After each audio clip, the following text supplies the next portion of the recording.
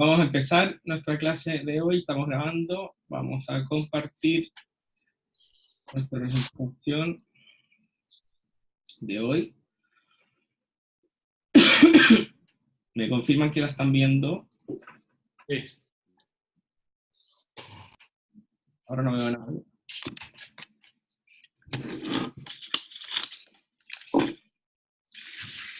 Ya, lo primero que quiero preguntarles es que es bien común hacer una comparación entre lo que es el arbitraje de inversión y el arbitraje internacional. Los dos comparten algo que es en común, que es un nombre, ¿verdad?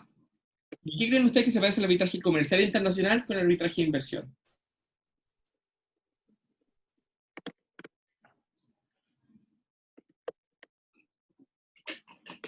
El arbitraje de inversión, recuerden que normalmente se ve en el CIADI cuando hay una disputa de inversión. En cambio, el arbitraje comercial internacional es más bien entre privados. ¿Pero en qué creen que se parecen? Si es que hay algo que se parecen.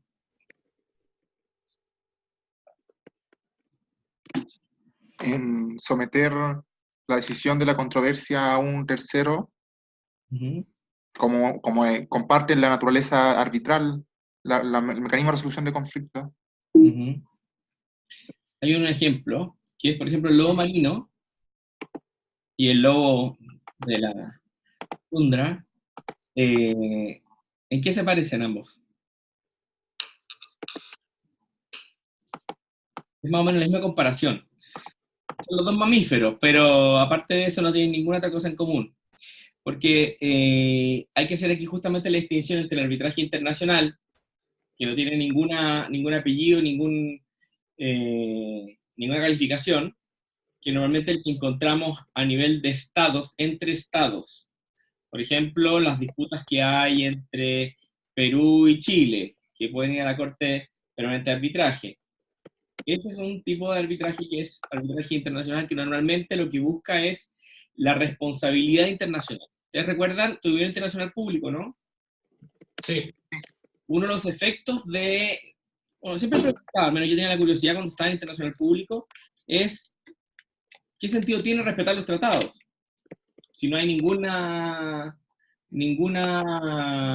especie de policía internacional que haga ejecutar las obligaciones. Y la respuesta que siempre dan los profesores era, esto genera responsabilidad internacional.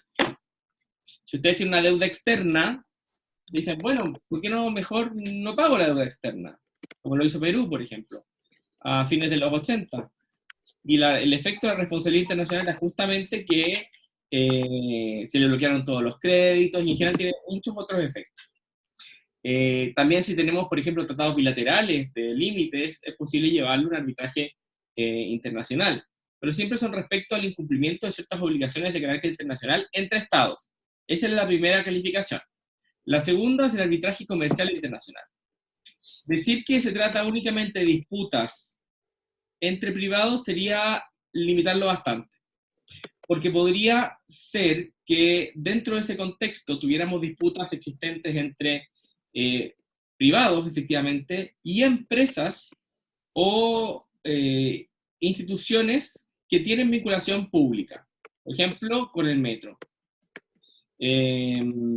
En ese punto en particular, ustedes dirán, bueno, ¿y se pueden llevar disputas de arbitraje comercial internacional con empresas públicas? ¿Qué creen ustedes?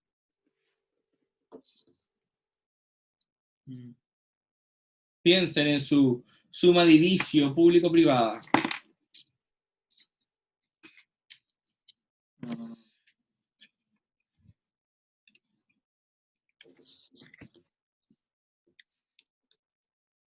La respuesta es que sí, pero como cualquier norma de derecho público, ¿qué es lo que va a requerir? Una ley que autorice. Y efectivamente hay un decreto ley que rige las actividades comerciales de carácter internacional del Estado, que autoriza en ese tipo de contratos a los órganos del Estado a someterse a arbitraje. Si no, sería difícil que alguien quisiera contratar con el Estado. Pero para efectos prácticos, lo que ustedes tienen que distinguir aquí, que para que haya un arbitraje comercial internacional, tiene que haber, primero, lo que ustedes dijeron en un principio, esta calificación de mamíferos de los lobos, tenemos que tener un tercero imparcial, un tribunal. ¿Por qué hablo de un tribunal y no de un árbitro en particular? Porque la regla general en arbitraje comercial internacional es que sean 3 árbitros. Lo mismo que en el arbitraje de inversión, que lo vamos a ver en 2 segundos más. Y ahí la regla general también, salvo que las partes modifiquen esas normas, es que una de las partes elige un árbitro y esos 2 árbitros eligen al presidente. En algunos reglamentos, la elección del presidente recae en el mismo órgano de administración del arbitraje. Segundo, que sea comercial. Y la calificación de comercial es muy amplia. Si ustedes van al Código de Procedimiento Civil francés, van a entender, cuando hace la distinción entre arbitraje doméstico e internacional, dice que es de carácter comercial internacional todo arbitraje que ponga o que involucre el comercio internacional, lo que deja bastante abierta esa calificación. La ley modelo UNCITRAL no define explícitamente lo que es comercial, pero nosotros adoptamos cuando incorporamos o prácticamente copiamos la ley modelo UNCITRAL, fueron las notas interpretativas. Si ustedes revisan la ley modelo en su texto en la página uncitral.org, que incluso está en sus materiales, van a fijarse que hay como un asterisco, una nota al pie. Y esa nota al pie nos va a hacer una definición de casos en que son comerciales. O sea, no estamos aplicando nuestra calificación comercial del artículo 3º del Código de Comercio, sino que tenemos una calificación que es mucho más amplia, que la recogemos de las notas de la ley modelo y la incorporamos a nuestra ley. Y segundo, que sea internacional. ¿Y qué se entiende por internacional? También está determinado por nuestra legislación, siguiendo la pauta de la ley modelo. Normalmente tenemos un carácter internacional cuando tenemos que las partes involucradas en este contrato o esta relación jurídica tienen su establecimiento en estados diferentes. Recuerden que este no es un tratado, la ley modelo. Nosotros lo incorporamos como ley. Es justamente eso, un modelo para que los distintos estados copien esa legislación y la incorporen. ¿Y por qué dictar una ley modelo? Y esto es bastante importante que lo sepan, porque tenemos una ley modelo de mediación que se puede incorporar y otras muchas. Y es justamente para garantizar ante una relación jurídica internacional donde coexisten distintas culturas jurídicas, como law, civil law, que tengan un mínimo común al cual echar mano para poder incorporarlo. Y también hay cierta homogeneidad entre los distintos regímenes. O sea, conocer una ley, ya más o menos vamos a saber cómo funciona.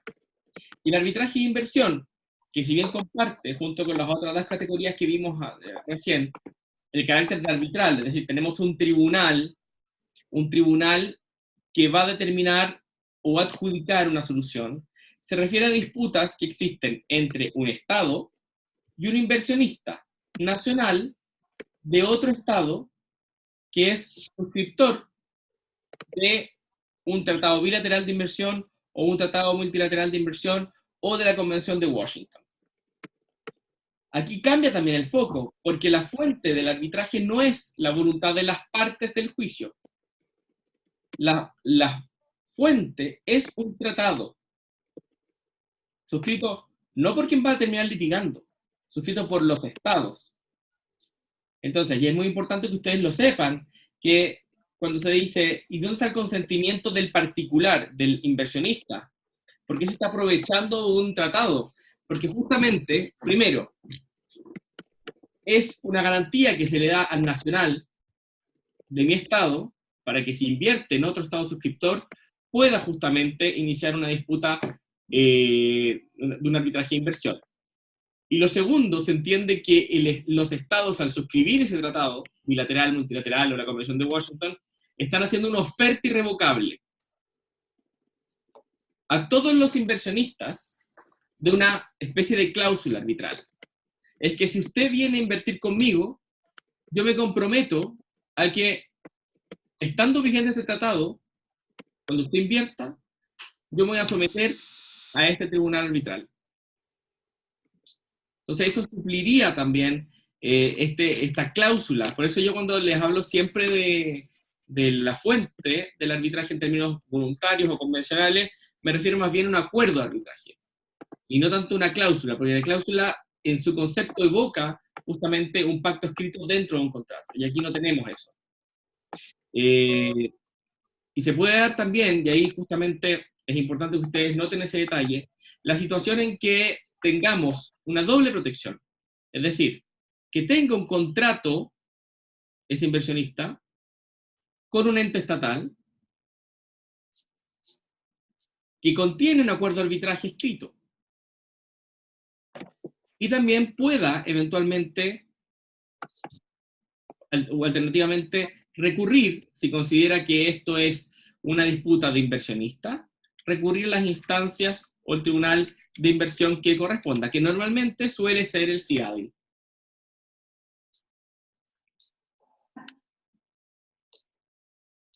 ¿Tienen alguna duda respecto a eso?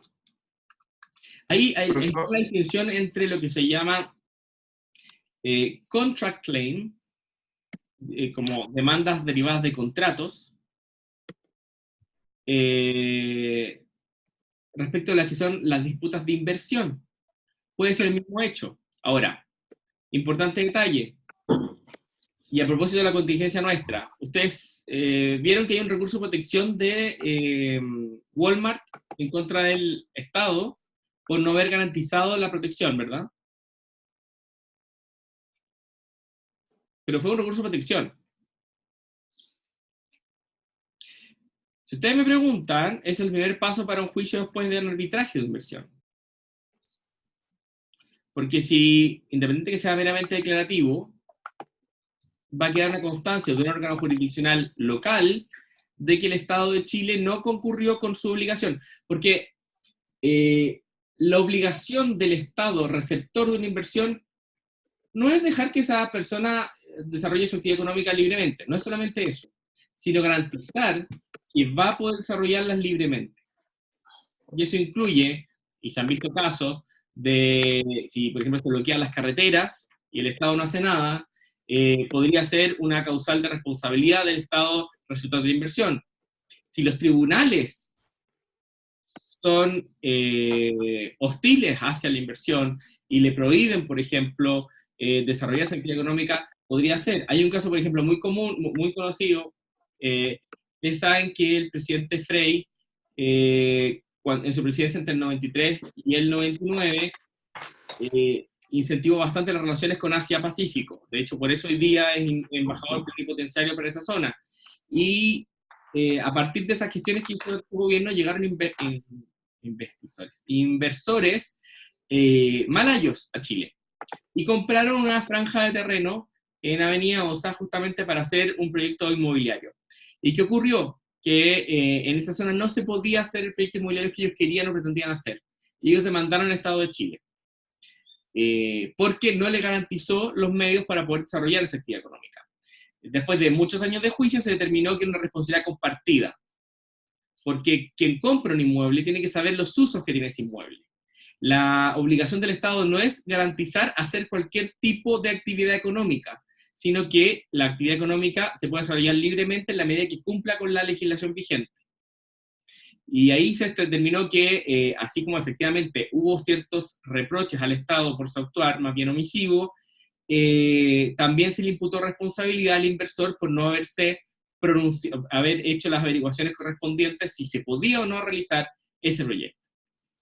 Esas son las grandes diferencias que existen entre estos tres tipos de arbitraje, que como ya vimos, comparten el nombre, pero no necesariamente la misma naturaleza, porque van a tipos de disputa que son diferentes.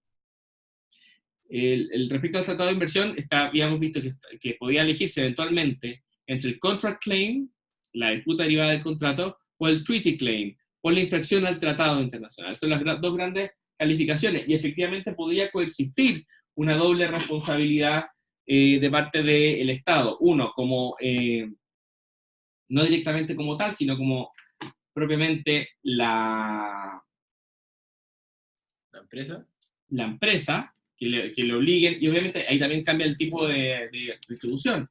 Ustedes saben que dentro del mercado del arbitraje, de las que hoy día se hacen cada vez más relevantes son los peritos cuantificadores de daño, que lo que hacen es calcular, por ejemplo, si yo tenía una inversión hoy día que tenía proyectada una tasa de retorno de X durante tantos años, ¿cuánto es lo que yo hubiera ganado y dejé de ganar justamente por el accionar de la parte que fue responsable de este caso. O sea, si se imputa efectivamente una responsabilidad del Estado, podría justamente poder después reclamarse a partir de ese peritaje cuánto fue el daño efectivo, el daño emergente o lucro cesante que se derivó de esa infracción. No hay que confundirse también que el arbitraje de inversión no solamente cautela los intereses del inversionista, sino también cautela, el Estado también podría eventualmente demandar en sede de inversión al inversionista por no cumplir con sus obligaciones. Pero claro, son las menos de las veces. Y la mayor parte radica justamente en aquellos casos o situaciones donde es el Estado el que realiza algún acto o deja realizar algún acto que termina perjudicando los intereses del inversionista. Pero no se pierdan en eso, que también eventualmente el Estado podría terminar demandando en el arbitraje de inversión a un inversionista. ¿Tienen dudas hasta el momento? ¿Por qué no ponen sus camaritas del resto? Ahora, respecto del... Profesor, Dígame. sí, es que se me pega el computador si prendo la cámara. Bueno. Que yo tenía dos dudas. La primera es que la naturaleza internacional del arbitraje comercial sirve o sea, se aplica lo que dice la ley 19.971, el artículo 3 parece que. Sí, 3.1. Es el que califica, más que nada lo que hace es guiar lo que es internacional. Porque el último numeral dice cuando las partes determinen que es internacional. Ustedes podrían tener dos partes nacionales y tener un arbitraje comercial internacional. Porque podría ser que justamente sean partes que han sido constituidas en Chile, pero pueden ser de una filial de una empresa extranjera. Y por eso podría eventualmente, a pesar de no cumplir los requisitos de los primeros numerales, considerarse como que se trata de justamente un arbitraje internacional. Ahora, también es un detalle que tienen que considerar siempre, siempre, siempre, es que cuando ustedes establecen un acuerdo de arbitraje y se remiten a un reglamento, sobre todo cuando tienen un centro de arbitraje que ve en paralelo arbitrajes domésticos y comerciales, es que se remiten, por ejemplo, al reglamento de arbitraje, que lo más común es que pueden caer ese error en el CAM, del CAM Santiago, tengan que necesariamente aplicar el reglamento que estaba pensado para el arbitraje doméstico. Cuando hay un reglamento particular para el arbitraje comercial internacional. Entonces tienen que tener cuidado cuando hagan remisiones a un reglamento en específico, cuando coexisten más de uno en un mismo centro. Ahora, si son centros que tienen naturaleza internacional no van a tener mucho problema, pero les hago esa salvedad porque se han visto casos en el CAM de arbitraje que son o tenían naturaleza no directamente involucrada internacional, pero se entendía que, siendo filiales de empresas extranjeras, podía ser considerada como internacional, y al remitirse justamente al reglamento doméstico se les aplicó ese, y ninguno otro. Pero eso fue un error en la redacción de la... Claro, porque, o sea, ya. recuerden ustedes que aun cuando sea un arbitraje comercial internacional y lo califiquen como tal, Sí. el procedimiento, dice la regla general en arbitraje comercial internacional, es el que establecen las partes. Y si las partes no definieron quizá utilizar esas reglas, deberían, en la medida que sean aplicables, esa misma ley, perdón, esa misma reglamentación. Cuando la ley pasa en la mano. Okay. Profesor, y otra duda es que no entendí la distinción entre las demandas derivadas del contrato y las disputas de inversión por infracción. Una misma situación, una misma relación jurídica podría dar lugar a dos tipos de infracciones. Pensando en que el infractor fue el Estado, obviamente. Aunque podría ser igual el inversionista, pero normalmente se da en esa situación. Hay una infracción, un incumplimiento de contrato. Y al ser un incumplimiento de contrato, podría darse el lugar de que yo demando a la institución privada, perdón, estatal, o al mismo Estado, si es que es suscriptor de ese contrato, para dentro de un marco de un incumplimiento de contrato, y por tanto aplicaré la cláusula de solución de controversias de ese contrato. Y eso que llamamos un contract claim. Pero imaginen que dentro, al incumplir ese contrato, también se produce una infracción al Tratado Internacional de Inversión, que obliga al Estado a resguardar las inversiones, a proteger las inversiones, a que no se le limite al inversionista su actividad. Y en ese caso, justamente es que también podríamos derivar en un segunda tipo de controversia, que es un treaty claim. O sea, yo demando en sede de inversiones porque esta misma infracción contractual puede al mismo tiempo significar una infracción al Tratado Internacional de Inversión. ¿Se entiende? Sí. Ahí sí. Ok.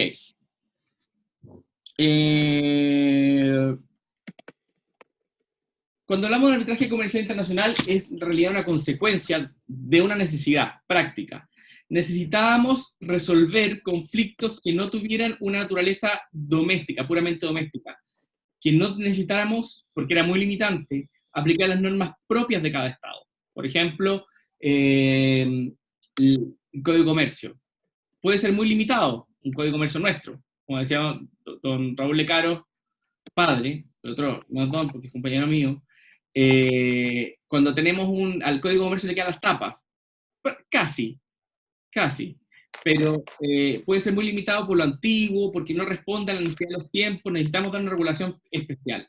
Y ahí es donde entran muchas normas que son propias de los mismos gremios, propias de las mismas instituciones. Si ustedes van, por ejemplo, a los contratos de construcción, establece lo que se llaman cláusulas FIDIC, para solucionar las controversias, que es que la FIDIC es la Federación Internacional de Ingeniería. Ciertas normas que son corrientes del uso ingenieril y que podríamos incorporarlas, y son propias del arte en que se está desarrollando esa relación contractual. Limitarnos a una norma nacional independiente que es un derecho, cuando nosotros definimos una ley aplicable, estamos vinculándola o más que nada fijándole a los árbitros cuál es su campo de acción.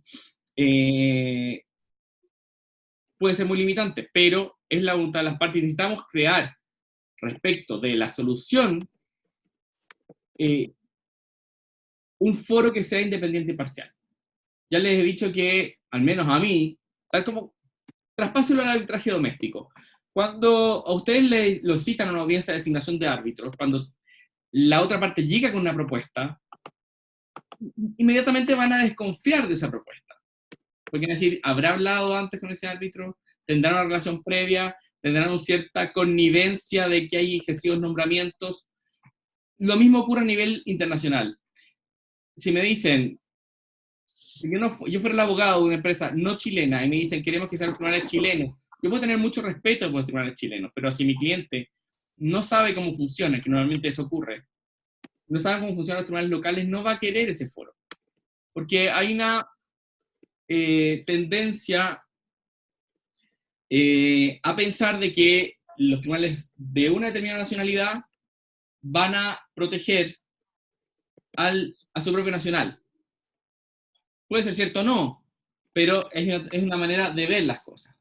Y por eso cuando hablamos de los orígenes, vamos a encontrarnos que nos vamos a los gremios. Fueron los primeros centros de arbitraje a nivel internacional, los navegantes. Cuando se terminan las colonias en África del Norte, se dan muchas también disputas. ¿Qué es lo que tiene África del Norte?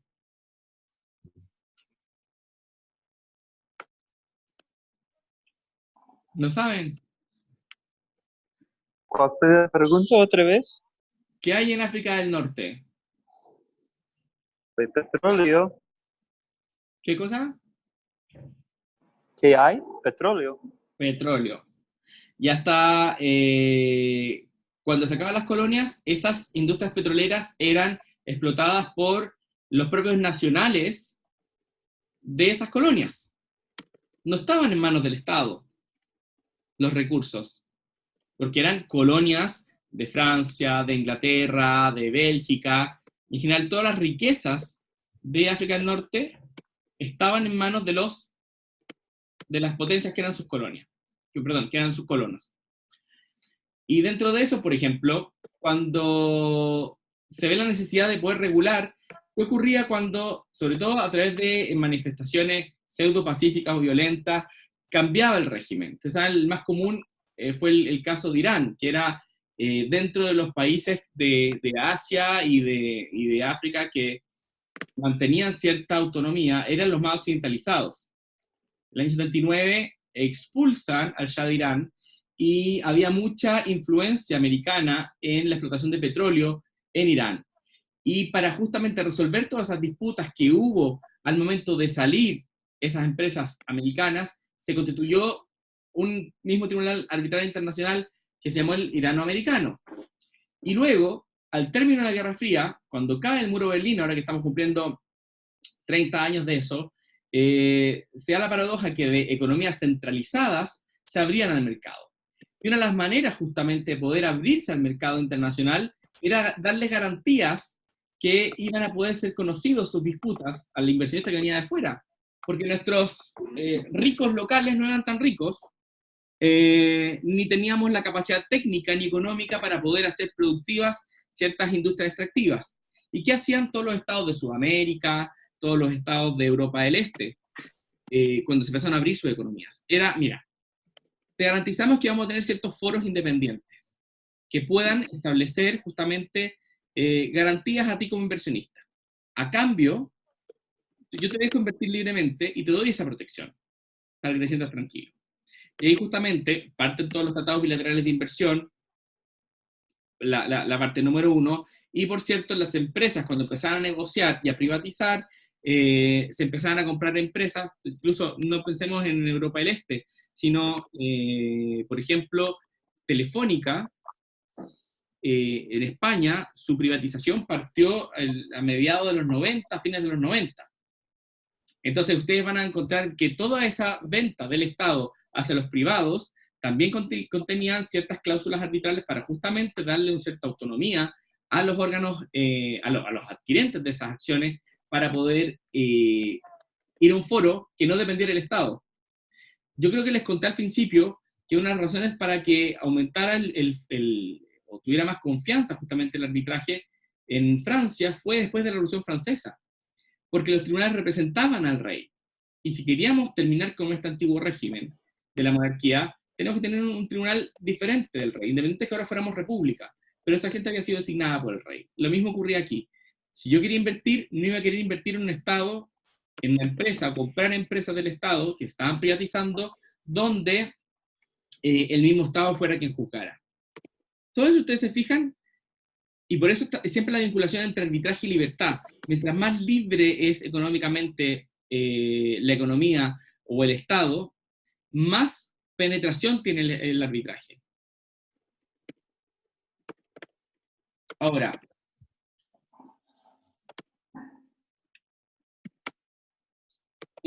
algo que ya vimos antes un principio, que quiero que tengan presente, cuando tienen un arbitraje comercial internacional, los conceptos también pueden cambiar.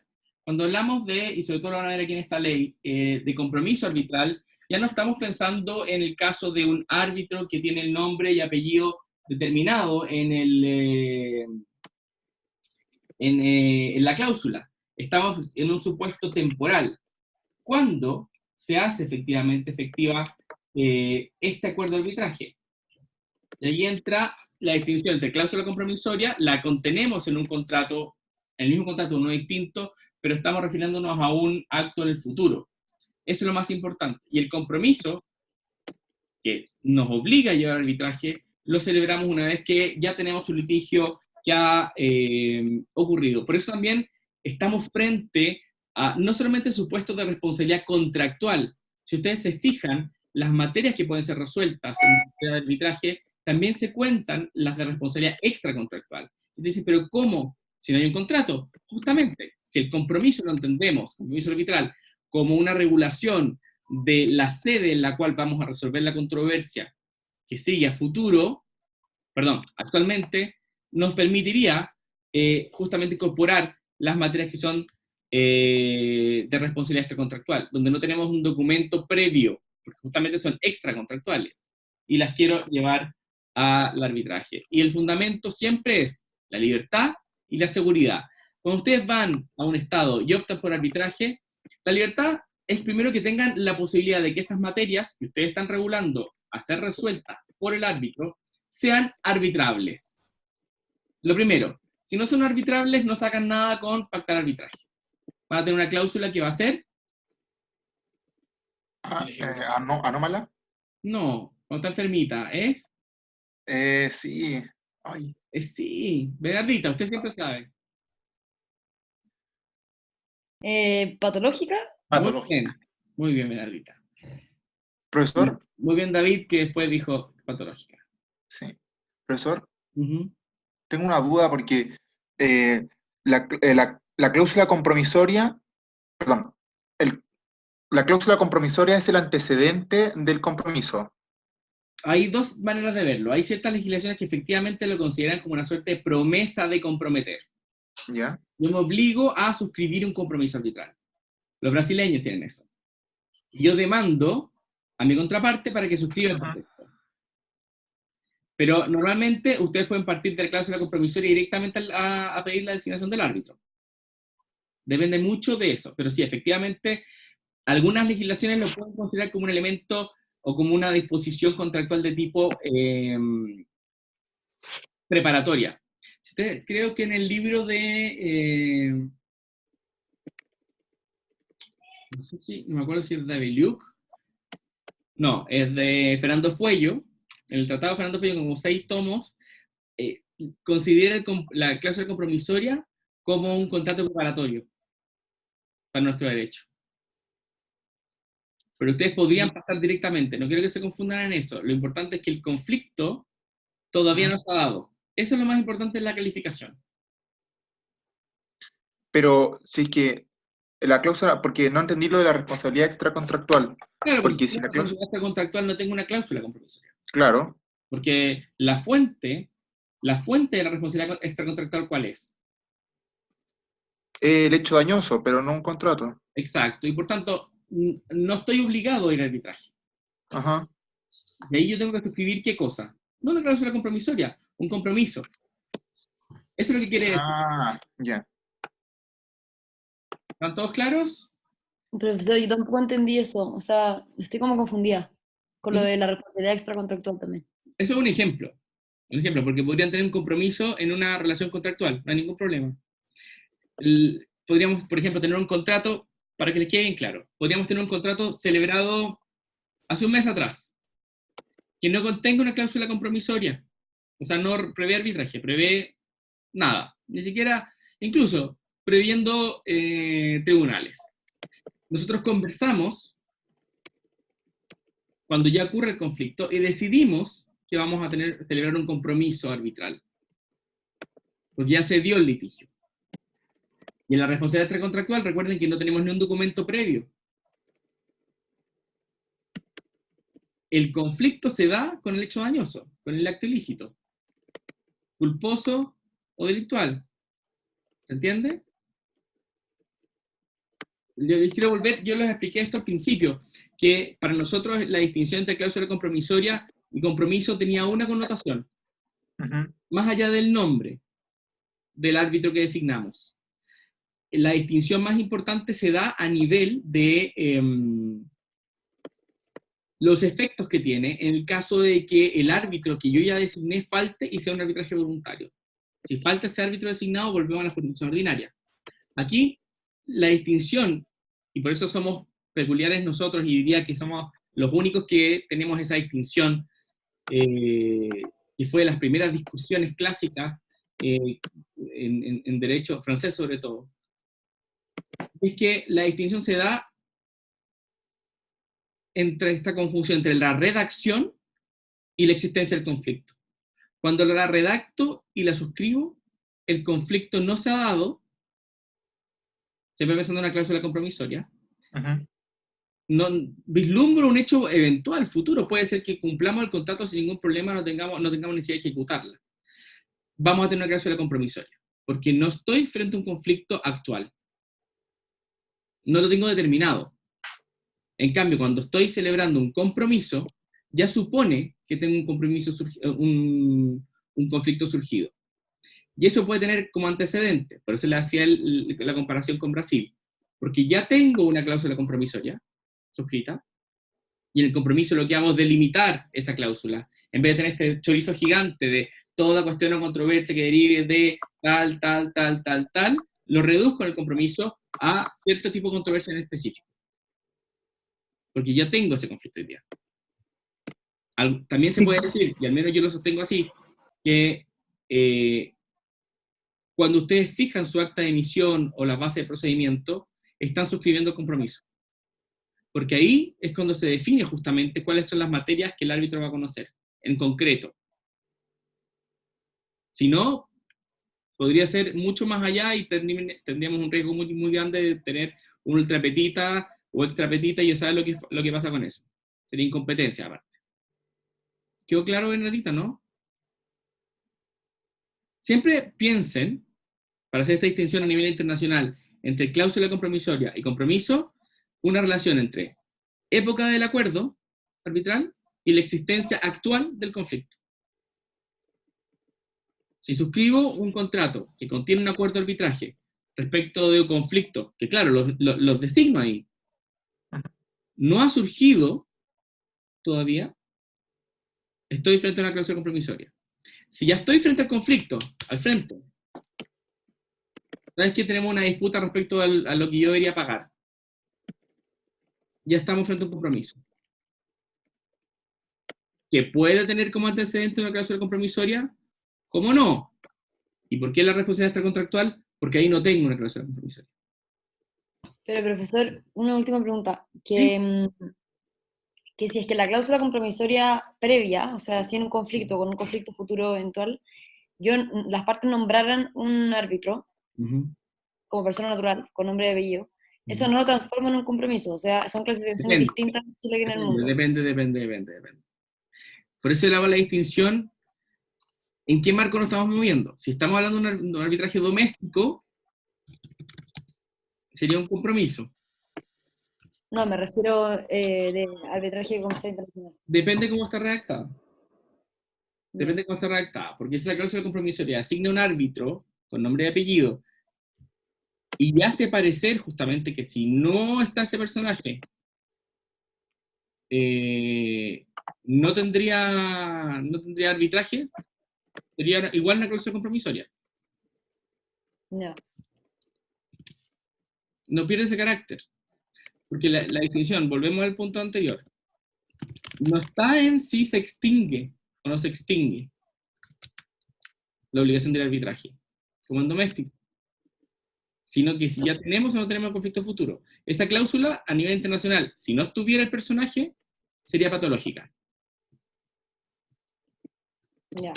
Porque voy a tener que tener la intervención de alguien, según la legislación, el árbitro o un tribunal que me determine si la obligación de arbitrar era con ese árbitro en particular o con, en general, el que me designen, incluso faltando. Profesor, David. y en los países donde existe esta dualidad entre cláusula compromisoria y compromiso, así como lo estamos teniendo ahora, y donde la cláusula compromisoria es antecedente del compromiso, tengo dos preguntas. ¿Ah? ¿Como requisito? Claro. No, esa es mi pregunta uno. ¿Existen así legislaciones donde antes de que el litigio sea actual, tiene que existir una cláusula compromisoria? La brasileña podría entenderse así. Y en ese caso, la voluntad de las partes está en someter, en celebrar esta cláusula compromisoria. Detalle, David. Creo que la pregunta tiene que ser formulada de manera distinta, para yo darle una respuesta más propia. Aunque yo no tenga una cláusula compromisoria, las partes son libres de pactar un compromiso. ¿Y cuál es la utilidad entonces de la cláusula, esta diferencia entre los dos momentos? Hay dos situaciones que podemos vislumbrar. Una es que efectivamente, cuando yo no la pacté, voy a partir con el compromiso. Ya pacté una cláusula compromisoria, lo único que vamos a poder variar para saber cuándo pasamos al compromiso es si me exige la suscripción de un documento distinto que determine cuáles son el objeto de ese litigio. O, si por ejemplo, y por eso yo tengo mi tesis, que el compromiso se suscribe igual, incluso cuando solamente tengo una cláusula compromisoria ya estando nombrado el árbitro. Es lo que se llama el acto de emisión, el acta de emisión, que fija cuáles son las bases de procedimiento, cuáles son las materias que se van a resolver, los plazos, etc. Esa es mi manera al menos de hacer coexistir ambas regulaciones, sin que choquen entre sí. ¿De qué algo no es claro, no? Sí. Puede ser, le insisto en el punto, puede ser que ni sea ni siquiera útil, a mi juicio, como lo hace el brasileño, de que esto se entienda como una promesa, porque nos obliga a hacer un procedimiento preparatorio, que no tiene mucho sentido. Ahora, para seguir, si quieren, al final, ¿Puedo? una pregunta. ¿Tú quieres seguir, pero puedo hacer una pregunta? Por supuesto. Yo no entiendo por qué es tan importante la diferencia. ¿Dónde entra algo práctico que puede cambiar cómo procede la cosa? Yo estoy pensando como, por ejemplo, si es una cláusula compromisoria y ya podemos debatir sobre qué es el objeto del arbitraje. Y a lo mejor tenemos ya otro conflicto allí. Por eso hay una diferencia entre el sistema doméstico. A nivel internacional, podría decirle que la relación va a depender mucho de la regulación de cada estado, ¿ya? Pero es más bien una relación para la gente que estudia aquí, que tenemos una formación que nos han explicado que la cláusula compromisoria es una cosa, el compromiso tiene otras características, y cuando nos comparamos con la legislación comparada, vemos que no significan lo mismo. Yo más que nada hago esa distinción así. Porque de hecho no se habla tanto, si ustedes se fijan en la ley modelo y lo que hemos adoptado como tal, las referencias no son tan directas a cláusula compromisoria de compromiso, sino más bien dice, podrán estar contenida en una cláusula compromisoria o un documento aparte. Entonces, el documento aparte puede ser significado como el compromiso. Pero yo más bien les hago la precisión porque ya les expliqué el compromiso, la cláusula compromisoria en doméstico, que tiene un concepto, que tiene unos efectos determinados, y aquí pasa a ser una cosa diferente. Es para justamente que tengan presente y no se confundan si les toca el día de mañana o redactar o conocer cómo funciona el arbitraje internacional, no tengan esa confusión.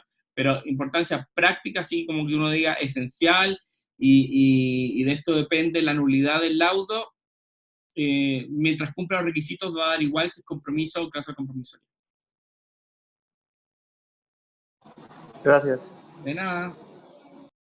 Los principios acá en el arbitraje comercial internacional son siempre libertad. Libertad para poder elegir mi sede, mi árbitro, el procedimiento. Pero también seguridad. Seguridad de que la decisión que se tome por el tribunal arbitral va a ser ejecutada.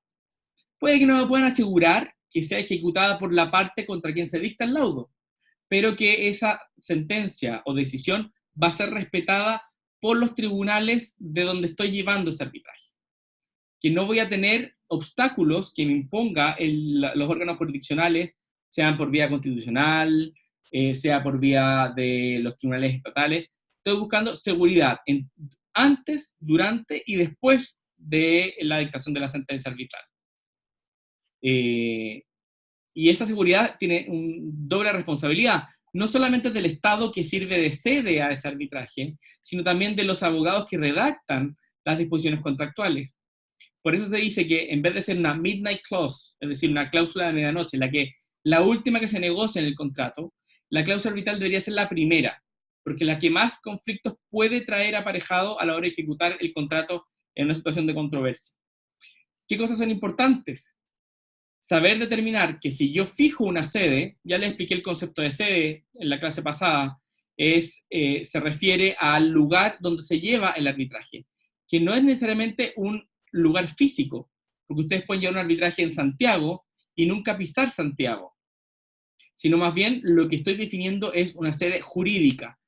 ¿Qué ley de procedimiento, qué ley de arbitraje, qué lex arbitri voy a aplicar en caso de ausencia de disposición de las partes.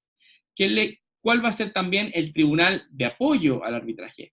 ¿Cuál va a ser también el tribunal de anulación? Y sobre todo, esta conversación que existe entre el orden público local, internacional local, con la ley que yo elegí. Ya les he puesto varios ejemplos de opciones de leyes que al aplicarle a los árbitros dan una opción A, pero al querer validarla con un recurso de nulidad, va a ser anulado, porque los árbitros, cumpliendo su cometido, aplicaron la ley que las partes decidieron. Pero si esa ley, si esa decisión no la puedo aplicar porque contraría el orden público de la sede, sencillamente estoy perdiendo o falté como abogado que negoció las cláusulas a mi responsabilidad profesional. Por eso no basta con decir, bueno, ya la ley de Argentina. No conviene. No conviene. Profesor Luis Caragua, permiso. Vaya. O sea, puede ir la ley argentina, pero si la decisión al caso, aplicando esa ley, hace que sea inejecutable el fallo, el laudo arbitral, sencillamente no va a servir de nada esa disposición. El arbitraje internacional, comercial internacional, aparte tiene sus reglas propias. Tanto porque cada estado se ha dado una regulación. Normalmente, los estados que quieren surgir en materia de arbitraje comercial internacional tienden a adoptar esta ley modelo de la CENUDMI, la ley modelo UNCITRAL, para justamente darle previsibilidad a las decisiones. También las decisiones arbitrales van marcando, aunque no tengamos un sistema precedente, cierto camino a la hora de poder determinar cuáles son las teorías que podemos aplicar a el arbitraje en materia procesal, pero también sustantiva. Y las decisiones también de los tribunales arbitrales van dando, y por eso estamos en esta parte de razones para recurrir al arbitraje comercial internacional, cierta idea de cómo se interpretan las normas de ejecución de los contratos a nivel internacional. Van formando lo que se llama lex mercatoria, como parte de esta construcción. Como yo creo que les dije que hay dos grandes sistemas de regulación del arbitraje comercial internacional. ¿Se acuerdan cuáles son? ¿No? ¿Dos sedes? ¿Es la pregunta? ¿Perdón? La pregunta son las dos sedes de arbitraje internacional. No, sistema de regulación. Pero voy a ir más rápido aquí. Tenemos dos sistemas, grandes modos de regular el arbitraje.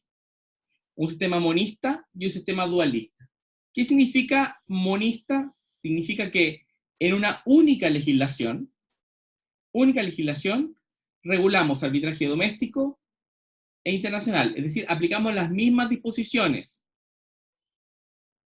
Hay una sola ley que regula el arbitraje doméstico e internacional. Cuando digo una sola ley, me refiero a que la norma sustantiva o procesal se le aplica a ambos tipos de arbitraje, sin perjuicio que, como se dice, no hay ninguna ley 100% monista, porque hay ciertas disposiciones que hacen la precisión, en caso que se trate de un arbitraje internacional, donde no haya partes, en el caso de la ley peruana podrá resultarse el recurso de anulación, por ejemplo. En cambio, las legislaciones de tipo dualista, los sistemas dualistas de regulación del arbitraje, contemplan que tenemos una norma aplicable al arbitraje doméstico y una norma aplicable al arbitraje internacional. Cuando hablo de una sola ley, en el primer caso, tampoco quiero decirles que tengo un solo cuerpo normativo. Porque, por ejemplo, el caso colombiano y el francés tienen en un mismo cuerpo, en el caso colombiano, la ley del año 2012, y en el caso francés, el Código de Procedimiento Civil, ambas regulaciones. Esto se refiere más bien a si regulo con las mismas normas el arbitraje doméstico e internacional, no la misma ley. ¿Se entiende la distinción? Es decir, los requisitos del laudo van a ser los mismos, de acuerdo a la ley, para el doméstico y el internacional. Los requisitos de las partes van a ser los mismos para el doméstico e internacional. Eso es el sistema monista. En cambio, en dualista tengo separados, independientes que se puedan parecer. Tengo una norma que voy a aplicar para los sistemas internacionales y otra para los domésticos. Para ponerles ejemplos, tenemos la ley brasileña, la ley española, la ley peruana, la dominicana, la de Costa Rica, son legislaciones que son monistas. Una misma regulación para el arbitraje doméstico e internacional. No siempre hablemos de la misma ley, una misma regulación. Mientras que la dualista tenemos regulaciones separadas para el arbitraje doméstico. En Chile tenemos para el arbitraje doméstico el Código de Procedimiento Civil, mientras que para internacional la Ley de Arbitraje Comercial Internacional. La ley colombiana, que tiene 2 capítulos separados de regulación, la doméstica es bastante procesalista, mientras que la internacional es bastante más liberal y adopta la ley modelo UNCITRAL. La ley francesa está contenida dentro del código, como parte de la regulación del Código de Procedimiento Civil, y tiene una regulación para el arbitraje doméstico y para el arbitraje internacional. Cada país elige. De hecho, hay un anteproyecto que se redactó a finales de 2014, estuvo a punto de entrar al Congreso, no se envió por razones de prioridades, y Chile había decidido seguir con un sistema dualista. Y hoy se está rediscutiendo eso, porque nunca se ingresó, a partir de la reforma al Código Procesal Civil, para ver si optamos finalmente por una única regulación arbitral en materia, una única regulación tanto para materia doméstica como internacional. Las decisiones son diferentes. Los franceses, por ejemplo, cuando en 2011 reformaron su Código de Procedimiento Civil, transformando a norma lo que ya aplicaban los subtribunales a nivel de aplicación jurisprudencial, sin tener sistema de precedentes, se plantearon esta discusión y lo que señalaron es que el arbitraje comercial internacional responde a un conflicto de carácter transnacional, que tiene características diferentes. Y ellos suelen apelar a la coherencia. Ellos dicen que al ser una justicia transnacional, y lo vamos a ver cuando veamos justamente cuáles son las 2 grandes teorías en materia de laudos, no puedo yo decir que al ser un arbitraje internacional, la disputa no está vinculada a un orden jurídico si estoy confundiéndolas todas en una misma ley. Los franceses dicen, esta es una disputa que es transnacional, no responde a una legislación particular, a un orden jurídico local. De modo que si en Chile se anula ese laudo por ir contra su orden público, esa definición de Chile de ir contra su orden público, a mi tribunal francés, si me traen este laudo para ejecutarlo aquí, no me importa que lo hayan anulado en Chile. Siempre que, de acuerdo al orden público internacional, siempre que no se contravenga al orden público internacional. Y la ley modelo UNCITRAL del año 85, con una reforma que hubo en el año 2006 referido a las medidas precautorias justamente, trata de llevar a un sistema de unificación. Llama la atención que nosotros tenemos una ley del año 2004 y que a pesar de que el 2006 hubo una modificación, si ustedes revisan la historia legislativa, esa ley fue una ley flash, o sea, prácticamente ni se discutió. Casi que se aprobó, tal cual como venía. Y si ustedes revisan el 2004, el 2006 hubo esta gran reforma a materia de medidas precautorias, pero no ha habido hasta ahora ningún proyecto tendiente a incorporar esas mismas modificaciones, lo que ayudaría mucho a la determinación y a la seguridad jurídica de Chile e incentivarlo como sede. Ahora, en el arbitraje comercial internacional van a encontrar distintas fuentes privadas, que son los contratos, las mismas regulaciones que se pueden dar las partes, y las fuentes públicas, que son de orden nacional, los tratados internacionales, como la Convención de Nueva York, la Convención de Panamá, y fuentes de orden, al revés, las fuentes de orden nacional son las leyes internas de arbitraje, y las fuentes de orden internacional son todas estas convenciones o leyes que nos pueden servir. Tenemos distintas, a nivel, podríamos decir, más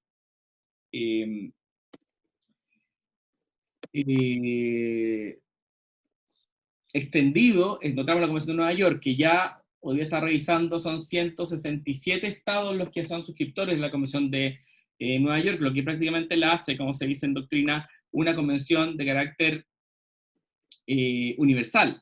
Ya casi no quedan estados que no la hayan suscrito. La Convención de Ginebra, que regula también, igual que lo mismo que la Convención de Nueva York, sobre cumplimiento y reconocimiento y ejecución de laudos respecto de Europa, la Convención de Washington, que regula los arbitrajes de inversión, y la Convención de Panamá, que es prácticamente la copia de la Nueva York, pero es para los países latinoamericanos. ¿Cómo lo regulamos aquí? Nosotros propiamente no teníamos un sistema de arbitraje comercial internacional hasta la dictación de la ley 19.971 del año 2004. Esta ley se redacta, o más bien casi se copia, de la ley modelo UNCITRAL, o CENUDMI. Y esto se dio a través de una propuesta que hizo el Colegio de Abogados, el CAM Santiago y el Centro de Arbitraje y Mediación de la Cámara Chileno-Americana. En ese tiempo existía ese centro. Cuando el año 2006, si no me equivoco, el CAM Santiago lanza su reglamento de arbitraje internacional, el CAM de Lancham se disuelve y prácticamente quedó todo en manos del CAM Santiago. ¿Qué ocurría cuando, y lo vimos en la clase pasada, cuando no había un arbitraje que tenía naturaleza internacional, comercial internacional, y se producía en Chile? Se aplicaban las mismas normas del Código de Procedimiento Civil. O sea, usted definía un arbitraje de derecho, y el cliente extranjero tenía que aplicar exactamente las mismas normas y disposiciones de acuerdo a la acción contenidas en el Código de Procedimiento Civil. Es decir, si era una materia que era ordinaria, la íbamos a ver por un juicio ordinario. Lo que ya deterioraba las posibilidades de generar a Chile como una sede de arbitraje. ¿Cuál fue si uno revisa el mensaje, los fundamentos que tuvo es que hubo una multiplicación de transacciones con costos arbitrales? Había nuestra economía se abrió, y al abrirse había mucha incorporación de acuerdos de arbitraje. Si se incentivaba además un arbitraje con sede en Chile, podía beneficiar a las pymes en su apertura al extranjero, porque iba a ser una alternativa para ellos tener un arbitraje que tuviera sede en Chile, porque les salía más barato a la larga poder resolver sus disputas. Y en tercer lugar, que es quizás lo más difícil, por una cuestión práctica, porque estamos al fin del mundo, es dejar a Chile como un centro de arbitraje, y menos ahora, dada la situación del país. Si uno va... El CAM Santiago hizo un acuerdo hace un par de años atrás con la Cámara de Comercio Internacional para que CCI Chile, que sería el comité local de la CCI, estuviera administrado por el mismo CAM Santiago. Si ustedes se fijan, es difícil alguien pensar en hacer arbitraje que está siendo bombardeada literalmente como la han visto ahí, pero hoy día se está abriendo mucho más. Hay varias designaciones de árbitros chilenos para disputas internacionales. Yo estoy en el comité de designación de la CCI para el comité local, y nos toca elegir más que elegir, nos toca proponer a la Cámara de Comercio algunos nombres para presidir normalmente tribunales arbitrales. Finalmente, lo que se hace es unificar los sistemas de Common Law y Civil Law con ciertas normas que son de tipo común, y esto es, como ya les dije, y es muy importante, ¿por qué se opta por proponer una ley modelo a nivel de CENUDMI y no una convención de arbitraje internacional que haga aplicable a todos los estados? Porque como tenemos una convención, a los que estudiaron internacional privado saben que uno tiene dos alternativas: o adoptar tal cual, o suscribir tal cual el texto íntegro del tratado, o hacer reservas. ¿Se acuerdan lo que son las reservas? Sí. ¿Qué son, Felipe? No, que en el fondo, si bien un tratado con muchas cláusulas uno puede suscribirse, pero decir que hay ciertos artículos, por ejemplo, a los que no se van a acoger. Entonces, rige todo el tratado, excepto todas las reservas. Exacto. Y hacer una ley modelo justamente permite tomar lo que me sirve, sacar lo que no se dice con mi tipo de procedimientos locales, o que vaya contra la ley, o que le haga un poco más difícil de ejecución. Y en tercer lugar, mejorarla. Lo que hicieron los franceses, lo que hicieron los peruanos, fue ir mucho más allá de lo que va la ley modelo. Y eso colabora bastante, eso ya lo vi. Ahora, ¿cuáles son los principios que ustedes van a encontrar en esta ley modelo? Primero, el principio dispositivo. Significa que el procedimiento lo lleva a las partes. Independiente que hasta cierto punto hay responsabilidades del árbitro y de los centros de arbitraje cuando son administrados, el procedimiento lo deciden las partes. Si ustedes ven todas las disposiciones de esa ley, van a darse cuenta que todos dicen a falta de acuerdo de las partes, a falta de acuerdo de las partes, y ahí justamente son las partes las que van a fijar las bases de todo el procedimiento, cómo se regular. Recuerden ustedes que eso también cuenta cuando las partes se remiten a un reglamento. Ese reglamento se considera también como que forma parte justamente del acuerdo de arbitraje en términos generales. El principio de controversia o bilateralidad de la audiencia. Dentro de todas las libertades que tiene el árbitro a falta de acuerdo de las partes, y los da la ley de arbitraje comercial internacional, todos los principios, todas las gestiones que hay, tienen que garantizar la bilateralidad de la audiencia, porque ese es el principio base para poder tener un debido proceso. Si no tengo la posibilidad de controvertir o contradecir cierta afirmación o cierto documento, se hace muy difícil justamente poder defender. Y, por cierto, si no se cumple, ese laudo puede ser anulado. Inquisitorio o de verdad material. El árbitro también tiene ciertas labores de reconstrucción y comprobación de los hechos, que está en el artículo, por ejemplo, 19.2 de la ley de arbitraje. ¿Quién la tiene a mano? ¿Nadie? No.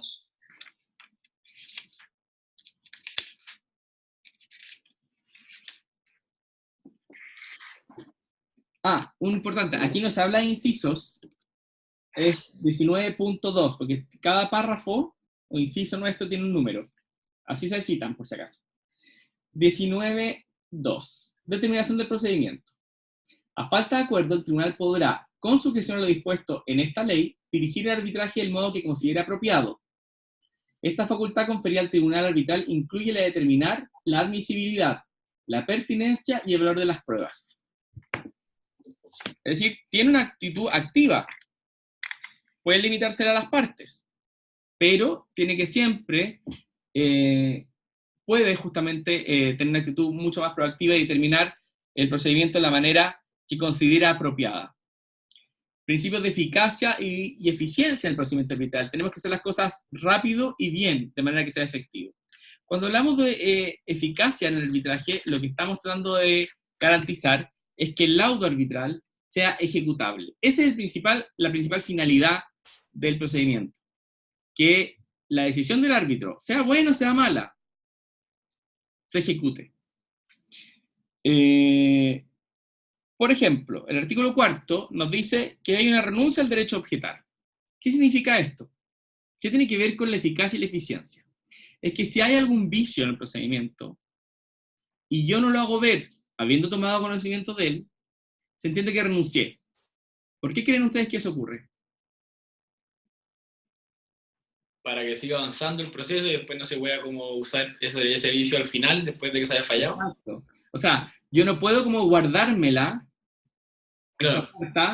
para el final del procedimiento, decir, es que el árbitro no me dio traslado o no me permitió decir tal o cual cosa, a pesar que me notificaron, para guardarme la anulación, por si pierdo el juicio, la saque. Es lo mismo que en procesal como la preparación de los recursos, ¿no? Sí, no me gusta hacer tanta comparación con procesal porque lo que trato de enseñarle a ustedes justamente es que se desprocesalicen para hacerlo más, pero les voy a leer el artículo. Se considerará que la parte que prosigue el arbitraje conociendo que no se ha cumplido alguna disposición de esta ley de la que las partes puedan apartarse o algún requisito del acuerdo de arbitraje. Ojo, son ciertas situaciones que son renunciables. Si son cuestiones que son irrenunciables porque atentan contra el orden público, siempre va a poder hacerlo valer después. Y no expresa objeción a tal incumplimiento sin demora injustificada, o si se prevé un plazo para hacerlo, dentro de ese plazo ha renunciado a su derecho a objetar. Por ejemplo, si usted ha establecido que hay un plazo de 3 días para poder formular observaciones a cierta petición, que denominamos traslado, si venció ese plazo de traslado no dicen nada, no puedo alegarlo como un vicio en mi favor, porque siempre y cuando sea una materia respecto a la cual puedo apartarme, o sea, que puedo modificar, son materias disponibles. Principio de oralidad y escrituración, son dos principios, pero están conjuntamente regulados en este arbitraje, en la ley de arbitraje. Vamos al 24. Podemos hacer audiencias, de ahí está el tema de la oralidad, y también se puede actuar sobre la base de procedimiento. Estoy leyéndolo en diagonal por el tiempo, nos queda media hora y me quedan muchos artículos. Pero coexisten estos dos principios dentro del proceso de arbitral. ¿Qué es lo que ocurre? Para bien o para mal, por ejemplo, los arbitrajes que se hacen con partes chilenas están adoptando mucho lo que yo les comentaba de los affidavits, o sea, testimonios escritos por los testigos, y eso da lugar después a un contrainterrogatorio. Yo elijo el testimonio que quiero contrapreguntar, y eso va a ser oral. También hay, por ejemplo, si hay peritos, cada parte presenta sus peritos y tienen derecho ustedes a hacerle preguntas, hacerle contraexamen a ese perito. Hay bastantes libros de litigación oral que están saliendo que les recomiendo leer, más que nada como complementación a esta formación. Normalmente uno suele identificar examen y contraexamen con materias penales, y sí, pero cada día se hacen más útiles en materias civiles, sobre todo ahora que vamos hacia otro camino en materia de proceso. Ahora, ¿cuándo aplicamos la ley 19971? Cuando tratamos de arbitrajes, que sean comerciales e internacionales, y cuando tengamos tratados internacionales que nos remitan a eso. Comercial internacional, quiero hacer el énfasis en eso. Segundo, un ámbito territorial. Solamente vamos a aplicar la ley de arbitraje comercial internacional 19971 si el arbitraje tiene su sede en Chile. Si tiene su sede en Argentina, se aplicará esa ley, no esta. Y hay una modificación en el artículo 1.2 que dice: la disposición de esta ley, con excepción de los artículos 8, 9, 35 y 36, se aplicarán únicamente si el lugar del arbitraje se encuentra en el territorio nacional.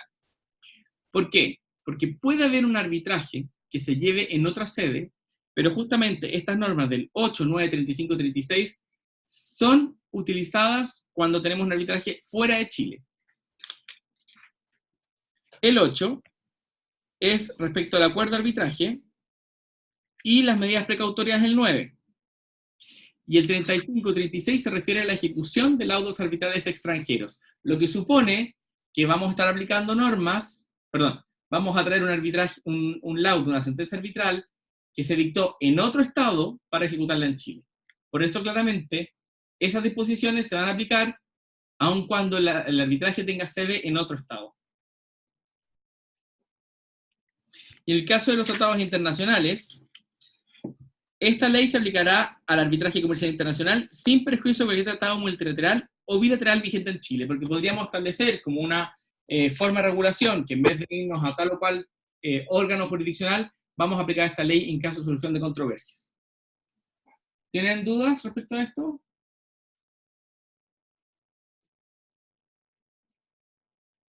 Hay un dato importante. En el 1.5 nosotros hicimos una reserva. Esta ley no afectará a ninguna otra ley en virtud de la cual determinadas controversias no sean susceptibles de arbitraje o se puedan someter a arbitraje únicamente en conformidad con disposiciones que no sean de las presentes ley. Es decir, si tenemos materias que de acuerdo a la ley chilena local son inarbitrables, son indisponibles, no debería poderse llevar en Chile. Eso es lo que quiere decir esta norma. Que no hay una derogación, sino que las sigo siendo aplicables. ¿Tienen dudas? ¿No? Ya. Aquí esto es lo que hablaba David hace un rato, que es, ¿qué se entiende por internacional? Que está el 1.3.1 y después vienen 1.3 y vienen dos supuestos, A y B. A, B y C. Y dentro de cada uno van varios casos. La primera es que partes con establecimiento en estados diferentes. Esto igual ya estaba en la Convención de Viena sobre compraventa internacional de mercaderías. Entendemos que es internacional la compraventa cuando se da entre estados de distintos, perdón, entre partes de distintos estados ubicados, perdón, en estados diferentes. Otro supuesto es que uno de los siguientes lugares, y nos dan a su vez hipótesis, está situado fuera del estado que las partes tienen su establecimiento. Por ejemplo, podríamos tener ambas partes domiciliadas en Chile. Y, bueno, voy a decirla de manera diferente, porque si no, no me puedo aplicar esta ley. En Argentina, ambas partes tienen su establecimiento comercial en Argentina. Pero el lugar del arbitraje está fuera de Argentina. En este caso va a tener que ser Chile, si no, no estaríamos aplicando esa ley. El lugar de cumplimiento de una parte sustancial de las obligaciones de la relación comercial o el lugar con el objeto del litigio tenga una relación más estrecha. Vuelvo al caso, pero al revés. Dos partes nacionales. ¿Ok? Y ustedes tienen un contrato de transporte. Yo le pedí a FedEx que trasladara ciertas mercaderías a Argentina. Ahí podríamos tener un caso de internacionalidad, a pesar de que las dos tienen sus establecimientos dentro del territorio nacional. ¿Se entiende eso? No les veo la cara a los otros, así que doy por, si no me dicen nada. Sí. Ok. Y la tercera hipótesis es que las partes lo han convenido expresamente. Y esto vendría a ser hasta cierto punto lícito en la medida que comprobemos ciertas otras circunstancias. Porque yo puedo decir, este es un arbitraje comercial internacional, pero no hay ningún elemento de internacionalidad.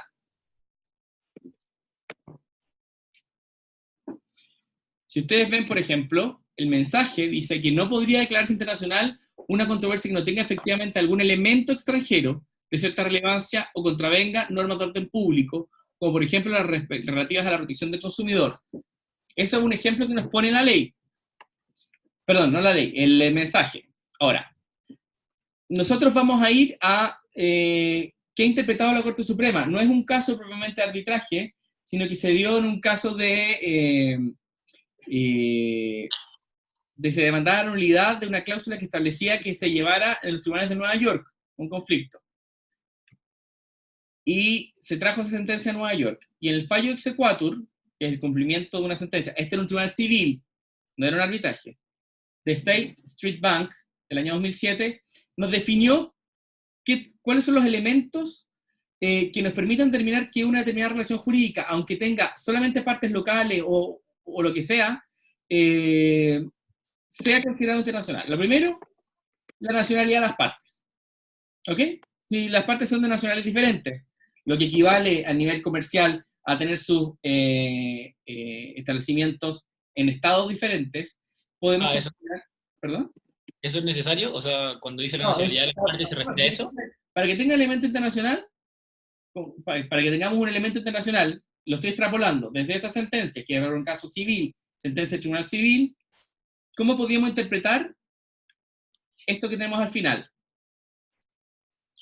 Yo claro. no tengo libertad, porque acuérdense ustedes que dice que tiene objeto ilícito de sometimiento a una jurisdicción extranjera. ¿Verdad? Sí. Para saltarnos ese objeto ilícito, el mensaje ya nos da un marco. No puedo solamente decir, este arbitraje va a ser internacional, porque lo decimos nosotros. Por eso, o sea, al final está casi un poco de mago, ¿no? No, porque podría tener dudas si tengo partes nacionales y todas las obligaciones son aquí. ¿Ya? Pero si, por ejemplo, yo lo que estoy diciendo es que aunque la parte contratante A haya sido constituida en Chile, esa parte está detentada en 99% por una parte extranjera. Como parte de su modelo de negocio vino a Chile y establecieron esta Shell Company, una compañía que solamente tiene la cáscara, pero toda la operación se mantiene en el extranjero, por ejemplo. Ahí haga la distinción, pregúntale a Kevin después la diferencia de Shell Company, como concha, y Shelf Company, de revisa. Interesante esa distinción. Pues yo no conozco Shelf Company. Shell Company, claro, pero Shelf no. Eso porque las Shell Companies son muy conocidas en Uruguay. Cuando ustedes saben que Uruguay fue hasta hace unos 10, 15 años antes del Frente Amplio un paraíso fiscal. Ustedes podían tener sociedades de inversión allá. Entonces, cuando avisaron que iban a cambiar la ley, lo que hicieron los abogados y muchos empresarios uruguayos fue crear sociedades de papel. Entonces, esas sociedades están ahí, en la repisa, a la espera de que alguien las compre, porque tienen los beneficios tributarios de aquellas sociedades que se constituyeron antes del cambio. Eso significa la Shelf Company. La Shell Company es que yo constituyo esta empresa para hacer mi negocio, pero en realidad toda la operación está muy probablemente en el estado de la matriz. Donde hay muchas Shell Company, por ejemplo, es en Holanda. También en Estados Unidos son todas en Delaware, ¿verdad, Kevin? Sí, no entendí dónde dijiste, pero hay un montón. En el Caribe. No, en Uruguay nada más. En Uruguay, porque cuando cambiaron la ley, constituyeron muchas sociedades para beneficiarse de esa regalía. Ahora, el elemento objetivo es que los bienes o servicios se encuentran en diferentes estados, se desplazan o se ven afectados en sus consecuencias directa o indirectamente por la convención celebrada entre un estado diverso. O sea, podríamos tener sociedad o partes que tienen una misma nacionalidad, pero como esa, imaginémonos en ese caso que tenemos misma nacionalidad, una shell company. Como yo voy a llevar todas las utilidades de ese negocio al extranjero, podría considerarlo como parte de la... ¿Mandatos? Ok.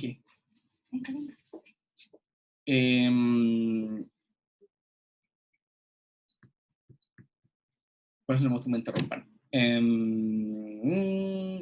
Podríamos tener que todas las utilidades se devuelven a la sociedad matriz y podríamos sacar ahí un elemento objetivo. Ahora, yo les explicaba el concepto francés del arbitraje comercial internacional. Y es que es internacional el arbitraje que involucra intereses del comercio internacional. Y eso es muy amplio. No va a depender del derecho aplicable, o sea, no porque estoy en Francia y aplico un derecho extranjero voy a ser internacional, sino que va a depender esta internacionalidad de la naturaleza de la operación que está en el giro, en el litigio. ¿Me da un segundo? Deme un segundo, vamos a suspender 5 minutos porque tengo un tema aquí, ¿ok? Ok. Dame un segundo. Voy a parar el...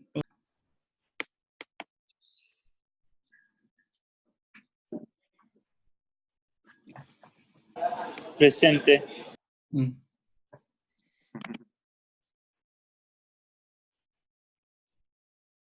Ya, entonces, ¿cuáles son los problemas que más se dan a la hora de los establecimientos? La ley se pone en el caso de que haya problemas con los establecimientos, sobre todo las calificaciones del 1, 3A y el B. Y entonces, es cuando tenemos más de un establecimiento, ¿cómo podemos determinarlo? ¿Será el establecimiento, para poder calificarlo internacional, el que guarde una relación más estrecha con el acuerdo de arbitraje? Si tiene varias sucursales o varios establecimientos, vamos a ver que quizás haya celebrado el contrato con la otra parte, como establecimiento. Si no tiene un establecimiento, va a ser el lugar de residencia habitual de la parte. Esas son las dos materias que nosotros resolvemos en caso de haya problema. Ahora, y volvemos a la pregunta que hizo Felipe, si no me equivoco, al principio, de qué se entiende por internacional. No sé si lo pueden ver, nadie sabe, nadie tiene la ley, ¿verdad? Yo no. Ya, el artículo 2 se refiere a las definiciones, y la letra G habla de lo comercial. Les pido atención un minuto, ¿eh? la expresión comercial debe interpretarse en un sentido amplio, para que abarque todas las cuestiones que se plantean en las relaciones de esta índole, contractuales o no. Se comprendan dentro de estas, por ejemplo, cualquier operación comercial de suministro o intercambio de bienes y servicios, acuerdo de distribución, representación o mandato comercial, transferencia de créditos para su cobro, arrendamiento de bienes de equipo con opción de compra, eso es un leasing, construcción de obras, consultoría, ingeniería, concesión de licencias, inversión, eso, amplísimo inversión, financiación, banca, seguros, acuerdo de concesión de explotación, asociaciones de empresas y otras formas de cooperación industrial o comercial, transporte de mercancías o de pasajeros por vía aérea, marítima, férrea o carretera. A pesar de que hace una enumeración de varios tipos de actividades, esta enumeración es ejemplar. No es un número cerrado. Recuerden lo que hice al principio. Debe interpretarse en un sentido amplio para que ver que todas las cuestiones que se plantean en las relaciones de esta índole. Y ahí volvemos al tema de la ley francesa que dice, es comercial toda cuestión que abarque los intereses del comercio internacional. Tenemos que descartar, por ejemplo, la definición nuestra del artículo 3 del Código de Comercio que dice que son actos de comercio estos y hace una enumeración, porque es bastante más amplia. Ya vimos el renuncio al principio objetar. De las cosas importantes es el rol de los tribunales chilenos. Esta es un rol que es bastante restringido. Lo que se quiere justamente, cuando optamos por un arbitraje internacional, es que haya la menor intervención del tribunal estatal, porque la intervención de los tribunales estatales le da incerteza al procedimiento. Si las partes han optado por el arbitraje, es porque no quieren someterse a una jurisdicción estatal. Y en ese sentido, le restringe bastante la función a los tribunales estatales la ley. La regla general es la no intervención. Eso es lo primero. Solamente se establecen excepciones con funciones de asistencia y apoyo. Por eso, cuando ustedes hablen de el rol del tribunal estatal, siempre considérenlo como el tribunal de apoyo. Van a escuchar mucho el término el tribunal de apoyo, el tribunal de asistencia, porque va a ser el ente, la entidad que va justamente a ayudarles a destrabar ciertas cuestiones o a resolver de manera definitiva algunas cuestiones que pueden quedar dando vueltas justamente porque hay una preeminencia del árbitro. ¿Se acuerdan cuando hablamos del competence? Que era una regla de prioridad. No era una regla de jurisdicción absoluta. El árbitro tiene competencia para conocer su propia competencia y jurisdicción, pero es una prioridad, porque esa decisión que tome puede ser objetada durante el procedimiento, sin suspenderlo, por el tribunal de apoyo, o ante el tribunal de apoyo. El tribunal de apoyo en Chile es el presidente de la Corte de Apelaciones respectiva. Nótese esta distinción. El presidente de la Corte de Apelaciones respectiva. No digo de Santiago, sino que va a ser el de la Corte que corresponda. ¿Cómo se designa el árbitro? Él va a intervenir a falta de acuerdo, por no hacer lo que tiene la obligación de aquello. Recuerden que ustedes podrían establecer un arbitraje uncitral, o sea, con el reglamento uncitral. El reglamento uncitral les obliga a ustedes a decidir sobre la determinación de una que se llama autoridad de nominación. Ustedes determinan que la persona que va a nombrar al árbitro, en caso de que no lo haga, va a ser el presidente del Colegio de Abogados. Imaginen que el presidente del Colegio de Abogados no quiere hacerlo, va a ser el presidente de la Corte de Apelaciones respectiva el que lo haga. Recusaciones. En caso de que el árbitro decida no recusarse, vamos a pedirle al juez de apoyo que lo haga. Declaración de falta o imposibilidad del árbitro. Cuando el árbitro no está o le es imposible seguir oficiando como árbitro, va a resolver el presidente de la Corte de Apelaciones. Cuando se objeta, si hay un tema de incompetencia y el tribunal arbitral decide declararse competente, eso puede ser objetado ante el juez de apoyo. Ahora, el segunda intervención del tribunal es la Corte de Apelaciones. Es decir, tenemos una doble intervención. Como juez de apoyo, es el presidente de la Corte de Apelaciones respectiva en estas 4 materias. ¿Ok? Solo en esas 4 materias va a intervenir el juez de apoyo. La segunda autoridad que participa, tribunal estatal que participa, es la Corte de Apelaciones, pero va a ser como tribunal de revisión. ¿De qué? Del laudo. Para revisar la nulidad del laudo, que es el único recurso que procede. ¿Les queda claro? O sea, ¿Revisa la nulidad? Perdón. nulidad. Tiene el recurso de nulidad. A petición de parte. ¿eh? Ya. Tenemos entonces 2 tribunales que participan. El presidente de la Corte de Apelaciones como juez de apoyo en estas 4 materias. Y la Corte de Apelaciones respectiva como tribunal de revisión para conocer del recurso de nulidad del laudo. O sea, pero perfectamente podrían no intervenir si no se dan estas situaciones. Es el ideal, Ya. porque hay tribunales que se ponen ocurrentes. O sea, evidentemente hay una excepción, que olvidé decírsela. Los tribunales civiles podrían intervenir para conceder medidas precautorias. ¿Se acuerdan que es posible recurrir ante el mismo árbitro o pedir al tribunal civil? Y ahí aplicamos las reglas generales. Pero eso nunca de oficio. Ninguno de todos estos casos que acabamos de nombrar. No. Nunca son de oficio. Ya. Nunca son de oficio. Recuerden que la regla general es no intervención y solo cuando la ley lo autoriza. Estas son cuando están nominados presidente de la Corte de Apelaciones y la Corte de Apelaciones. Pero eventualmente, que no está en este listado, un tribunal civil podría auxiliarles concediendo las medidas precautorias prejudiciales. Definiciones, se las voy a pasar esta rápida porque está dentro de la ley, así que me remito a eso. El acuerdo se define como por el que las partes deciden someter a arbitraje todas las controversias o ciertas controversias que han surgido o puedan surgir entre ellas respecto a una determinada relación jurídica, contractual o no contractual. Esa es la definición legal. Ya sabemos que puede establecerse como cláusula compromisoria, o en un contrato o con independiente. Debe constar por escrito, pero hay ciertas excepciones, que se asume la escrituración. Por ejemplo, si se contesta la demanda arbitral. A pesar que no hay un acuerdo de arbitraje escrito de antemano, si yo demando sea arbitral, se acepta y me contestan, se entiende que yo acepté tácitamente. También puede haber cláusulas por referencia, es decir, si yo me repito un contrato, ese contrato podría eventualmente tener acuerdos de arbitraje, haciéndome de ese acuerdo. Miren, les voy a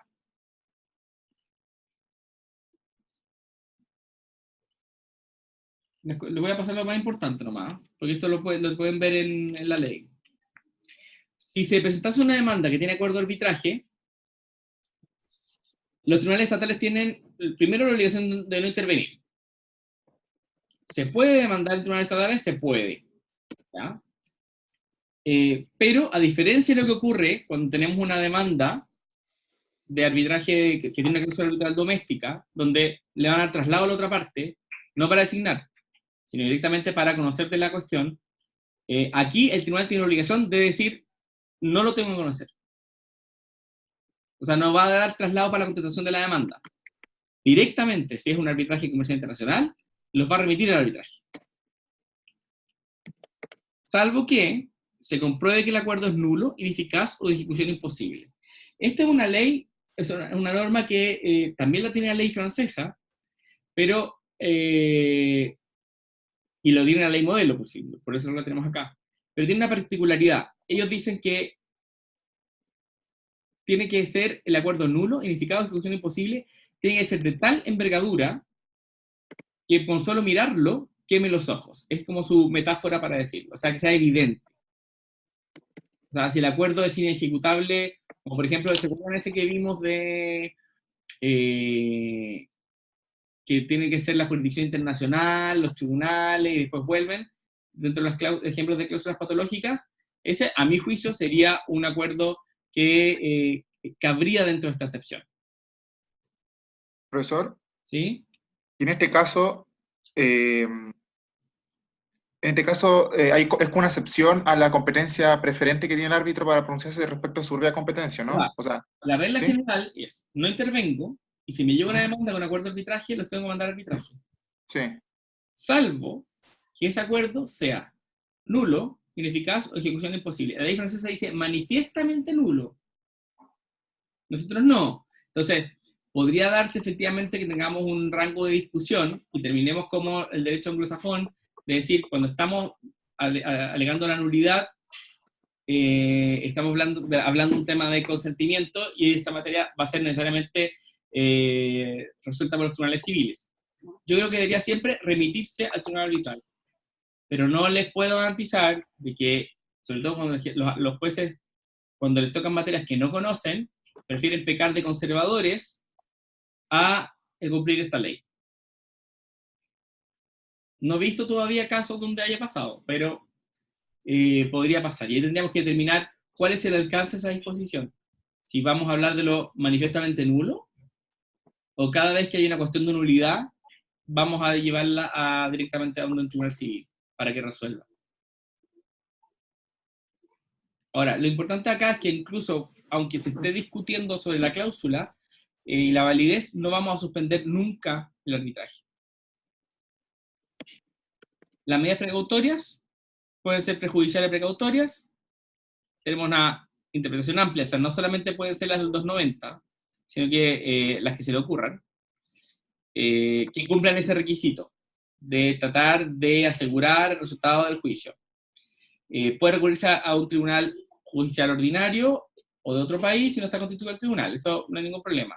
El problema de pedirlo ante otro tribunal para ejecutarlo de un estado diferente, para ejecutarlo en Chile, es que vamos a entrar a que se tenga que hacer por cartas rogatorias o exhortos internacionales. Y eso, créanme que es un jaleo, y se demora demasiado. Se pueden conceder las medidas precautorias como laudo, se pueden conceder como orden procesal, ya lo vimos. Ahora, los requisitos son los comunes que ustedes conocen para las medidas precautorias, que el fumus bonus juris o la apariencia de derecho, considerar en la decisión si puede significar un prejuzgamiento, no debería concederse en ese caso, y que haya un riesgo de perjuicios graves e irreparables. Y siempre que esos peligros, acuérdense la proporcionalidad, que esos perjuicios que estoy tratando de evitar sean mayores al perjuicio que le puedo causar a la otra parte al momento de ejecutarla. Esa es la proporcionalidad. Siempre ese riesgo o perjuicio tiene que ser mayor al que va a sufrir la parte contra quien la ejecuta la medida.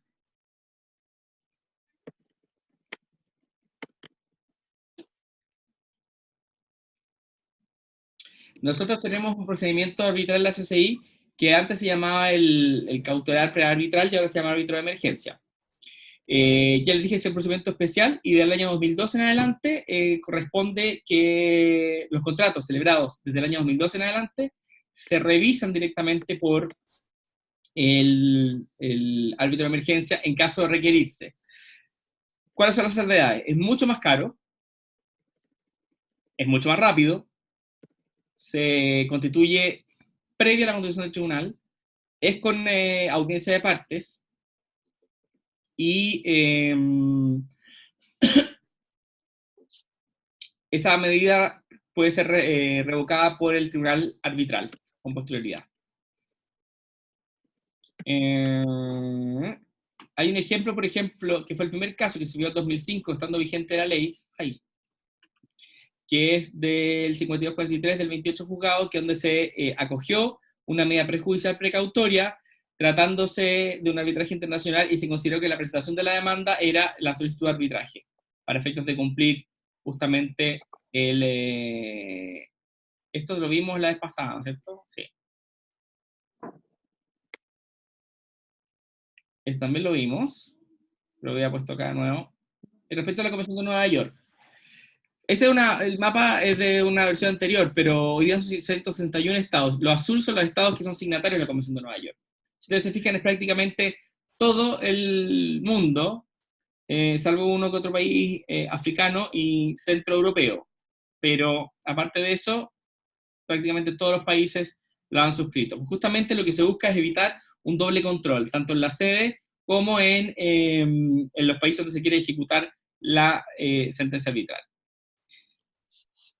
¿Qué es lo que se busca? Promover el reconocimiento de ejecución, conceder medidas para aumentar la eficacia del arbitraje. Porque no sirve de nada conceder, o sea, tener un sistema arbitral internacional si no podemos cumplir lo fallado. Y aquí les pongo, para que les quede lo más importante acá, hay dos visiones respecto a lo que ocurre con los laudos, y eso dice directa relación con la ejecución y cumplimiento del reconocimiento de los laudos. Si ustedes ven el artículo 6, son las causales en la Convención de Nueva York, por las cuales se puede denegar el reconocimiento de un laudo arbitral. Se puede, o sea, no es obligatorio. Y ahí hay dos teorías sobre esa base. Una, la teoría de la localización, el exponente es Albert Jan Vandenberg, y que dice relación con la jurisprudencia mayoritaria, es que la suerte que siga el laudo arbitral en la sede en que se dictó va necesariamente a afectar su validez en todos los demás estados del sistema de reconocimiento de ejecución. Es decir, si a mí me anulan un laudo arbitral en la sede, yo no podría llegar con ese laudo a un estado signatario de la Convención de Nueva York para poder ejecutarlo. Porque ese laudo es nulo. El hecho de elegir una sede, que es, como ya lo vimos, tiene una naturaleza jurídica, implica una vinculación con ese orden jurídico local, y por tanto lo va a afectar. Por el contrario, la teoría de la deslocalización o internacionalidad del laudo dice, esta justicia, que mayormente es la que aceptan los franceses, y por eso ustedes pueden llegar un laudo anulado a Francia, y se los van a ejecutar, los franceses dicen, la justicia arbitral internacional es transnacional, no está vinculada, no está tocada por un orden jurídico local, porque tiene una jurisdicción, una función, una finalidad que va más allá de los límites de un Estado. Por tanto, yo solamente podría, asumiendo este artículo 6, denegar el reconocimiento de ejecución si ese resultado, independiente si se anuló o no en la sede, atenta contra el orden público internacional, o transnacional, más bien. Es decir, si lo anularon en Chile porque para Chile era contra el orden público, a mí, Francia, no me importa. Salvo que esa decisión contravenga el orden público internacional o transnacional, yo no voy a denegar ese laudo, la ejecución de ese laudo. ¿Y por qué? Porque ellos dicen, a mí no me tiene que aplicar el artículo 6, tengo que aplicarme el artículo 7. Porque yo en mi legislación establecí una política mucho más liberal, mucho más abierta de reconocimiento de ejecución. Y por tanto, yo soy libre de poder incluso darle reconocimiento a los laudos y soy coherente con la función que tiene la Convención de Nueva York. Nosotros teníamos, ya saben, en el Código de Proceso Civil, unas normas específicas de ejecución y reconocimiento de sentencias extranjeras, que son los 242 y siguientes. Cuando se dicta la Ley de Arbitraje y Comercio Internacional, se siguen aplicando estas normas. Yo soy de la idea, y otros me siguen en silencio, que desde la LACI deberíamos empezar a determinar como tribunal competente los tribunales civiles, no la Corte Suprema. Pero seguimos con el tema de la Corte Suprema para mantener coherencia entre las normas del Código Orgánico. Yo entiendo que están derogadas tácitamente por la dictación de la Convención, por la Ley de Arbitraje y Comercio Internacional. Pero como no se determinó cuál es el tribunal competente, en la Ley de Arbitraje y Comercio Internacional dice el tribunal competente, nada más. Se sigue entendiendo que sea Corte Suprema. Profesor, ¿Sí? pero esos artículos del Código de Procedimiento Civil de la ejecución de la sentencia extranjera, el primero, el 242, dice como cuando hay un tratado internacional, se va a reconocer, se le va a dar la fuerza que esa resolución tenga. Porque es una regla que hace. Sí.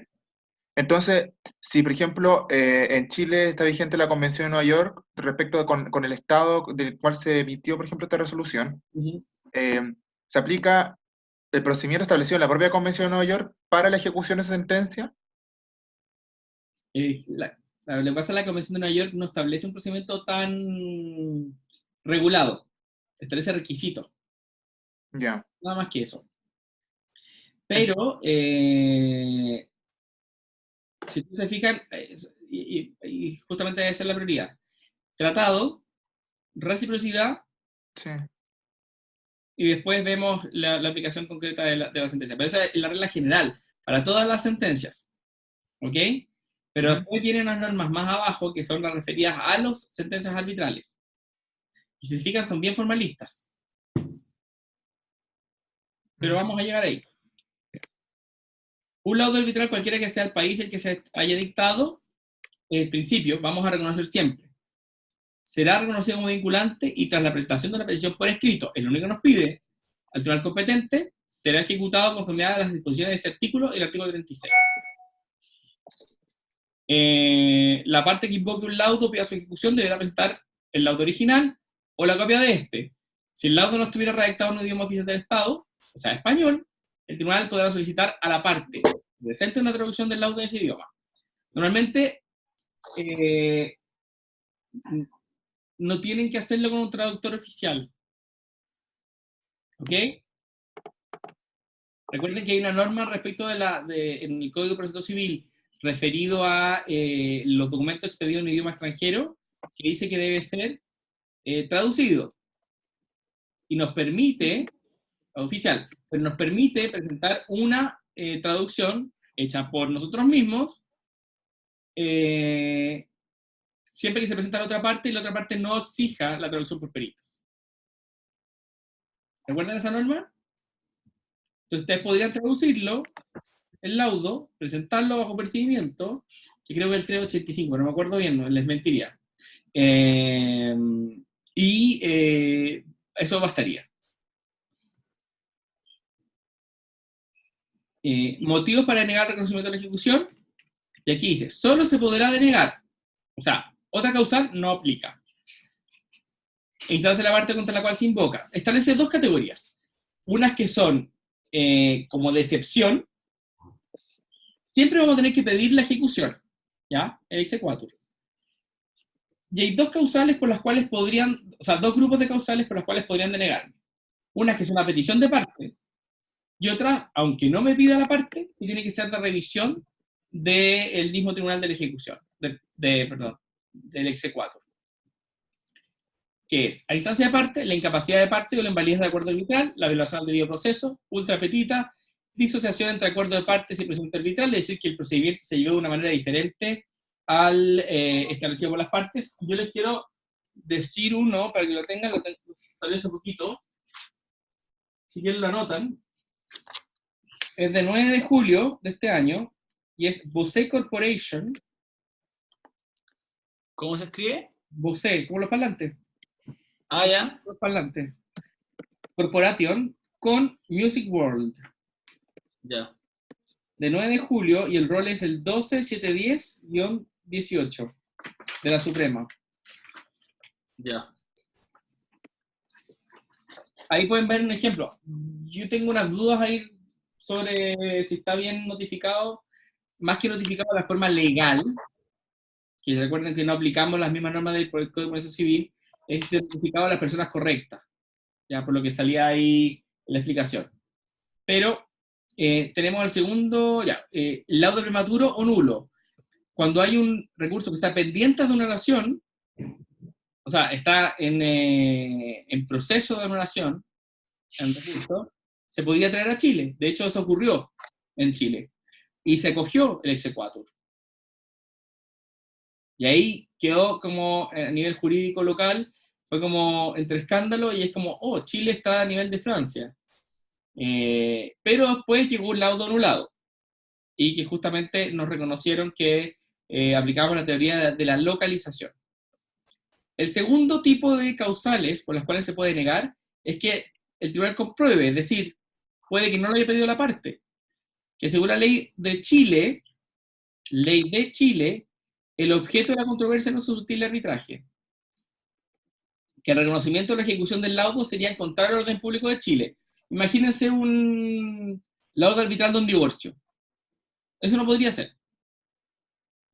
Porque primero, era inarbitrable, y segundo, no podría ejecutar a través de un árbitro una sentencia de divorcio, de la ley chilena. Si se ha pedido al tribunal de los previstos en el artículo inciso quinto del apartado A del párrafo primero del presente artículo la nulidad o suspensión del laudo, el tribunal que se pide el reconocimiento de la ejecución podrá aplazar. Pero este es otro, perdón. La B, 1 y 2, son las causales que establece respecto de que tienen que ser considerados por el tribunal. Y fíjense en este detalle, ¿eh? Contrarios al orden público de Chile.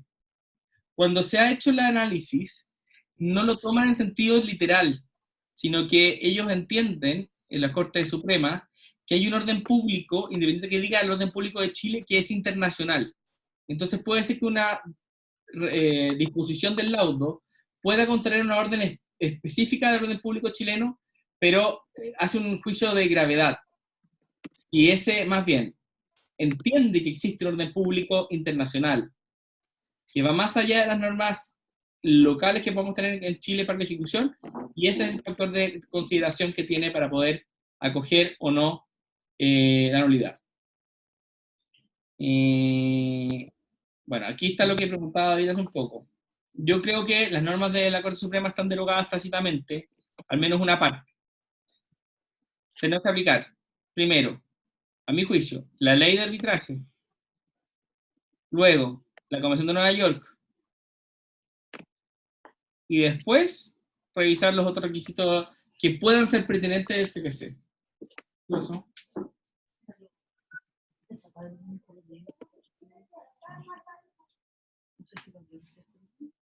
¿Por qué?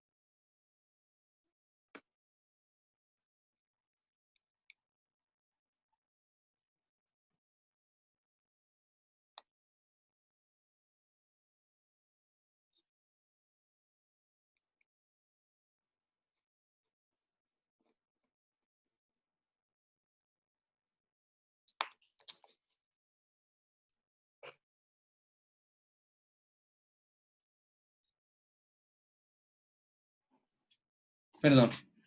Ya. Ahora, según la Corte Suprema, importante el detalle que tienen, que respecto a las decisiones cautelares que se dicten por laudo, como no son laudos definitivos, no se aplicaría la Convención de Nueva York. Esto se los voy a dejar para que lo lean por la ley, para llegar al final, porque ya estoy al final del curso y me pasé. Esto se lo voy a dejar para leer. Ya. Los recursos, esto es lo más importante. Solamente procede el recurso de anulación contra los laudos arbitrales dictados en Chile. Normalmente el mismo recurso para todos los estados. Tiene un plazo máximo de 3 meses contado la resolución del laudo. ¿Qué ocurre muchas veces? Contra lo que uno esperaría de los abogados locales, dicen que no procede ningún recurso y por tanto aplicamos el recurso de queja, lo que es falso. Y así hay un fallo del 2017 que resolvió justamente una queja en contra de un árbitro internacional, recurso de queja en contra de un árbitro internacional, que determinó que no procedía el recurso de queja contra laudo internacional, sino que era la nulidad y son 3 meses. Conoce la Corte de Apelaciones respectiva. Ya saben ustedes que depende de la sede. La sede no es solo el país, sino una ciudad. Las causales son las del 34 número 2. Las partes podrían agregar, por ejemplo, causales. ¿Qué creen ustedes?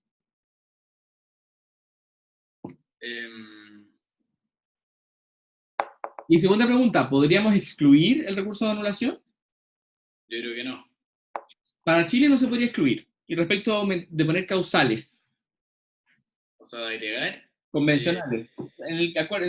Cuando discutimos las bases del procedimiento, discutimos las causales y vamos a ver que vamos a poner, aparte de las 34, vamos a poner otras. No sé, quizás por el principio dispositivo sí, pero no estoy seguro. Yo creo que no, porque todas atienden a limitar justamente las posibilidades de un laudo internacional. Es mi manera de... Se aplica el mismo criterio anterior cuando tenemos un laudo. Puede ser que haya causales, perdón, el reconocimiento del laudo extranjero, puede ser que haya causales que no hayan sido legadas por la parte. ¿Que no hayan sido legadas? Alegadas en su escrito. Esto es como parecido a la casación de oficio, ¿se acuerdan? Yo pongo ciertas causales de casación, pero si no, puede ser que yo fui por un artículo y me la dieron por otro que yo ni siquiera pedí. Y fue oficio. Eso respecto a lo segundo, porque tenemos aprobar por la parte, es decir, que tengo que acreditarlo. El peso de la prueba me corresponde a mí como parte. Eso es más o menos la que hemos visto antes en la ejecución.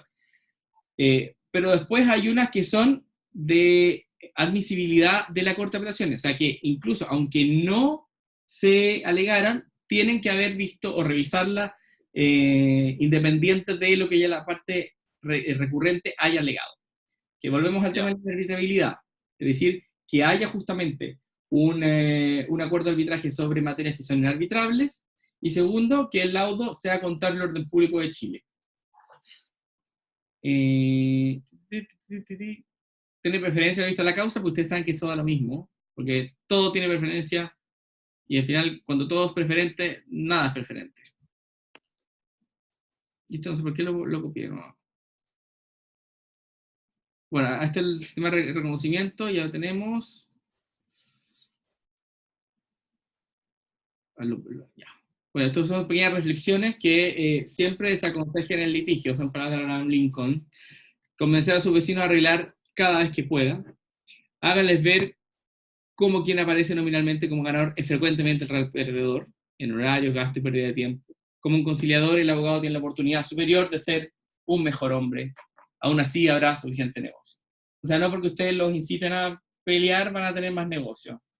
Sobre todo la gente que omite, por ejemplo, las conciliaciones. Y aquí un video que me gusta, porque lo pongan muy fuerte ustedes en sus televisores.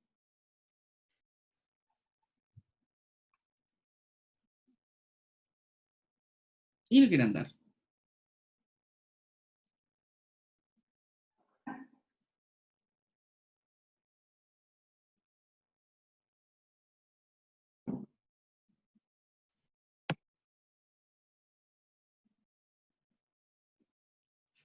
No funciona, parece. Suele ocurrir esto, cuando uno está en vivo.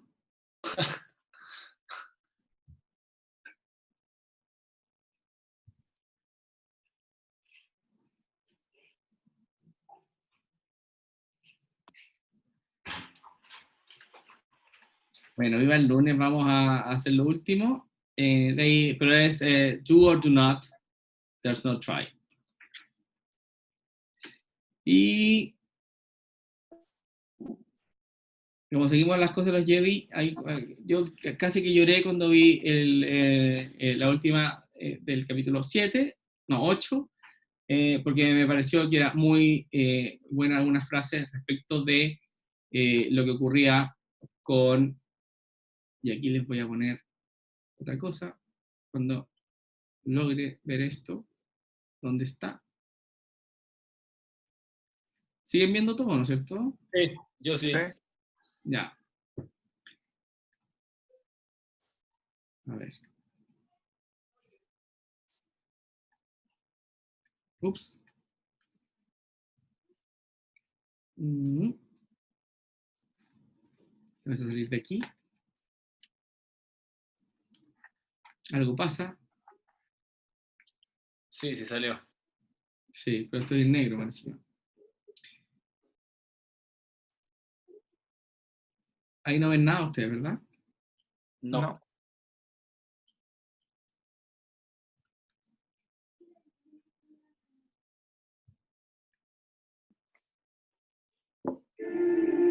Ahí.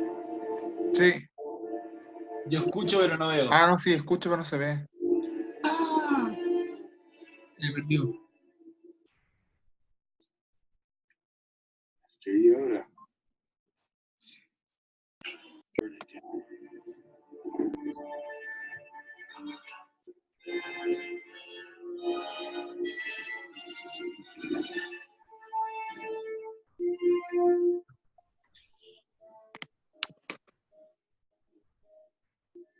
Ahí Mateo parece.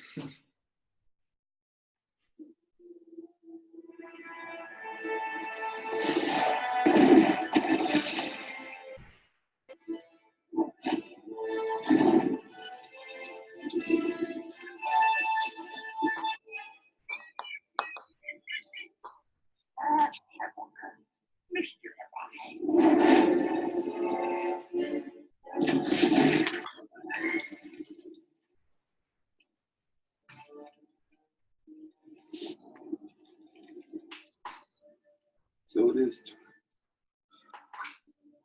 The Jedi was there. Time it is. For you to look at a pile of old books. The sacred Jedi texts. Oh, read them, have you? Well, page turners doing that. Yes. Wisdom they held, but that library contained nothing that the girl read does not already possess. Skywalker, still looking to the horizon. The lead in front of your nose. I was weak. Was lost men so lose Rey, you must not. I can't be what she needs me to be. Heeded my words not, did you? Ask on what you have learned. Strength, mastery, but weakness, folly, failure also. Yes, failure most of all. The greatest teacher, failure is.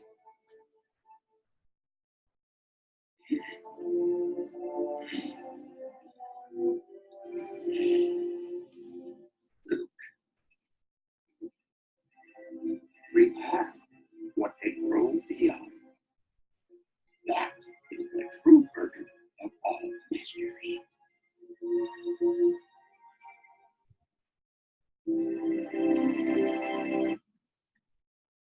Y con esa música ambiental, eso es lo importante. O sea, yo me voy a sentir muy feliz si alguno se dedica a esto, y si no, también. Importante que sean buenos abogados, y no buenos abogados porque hagan más juicios, sino porque se dedican con todo a esto. Así que eso, nos vemos mañana en su examen, y me avisan qué día les parece reunirnos para ver, como a las 5 yo creo que sería una hora, o 6, para que vamos a hacer de repente algo arriba de la terraza. ¿Les parece, jóvenes? Sí. Pero eso mañana, ¿en qué sala es? Me acaban de contestar, es a las 10, ¿ah? Me obligaron. Ya. Déjame ver.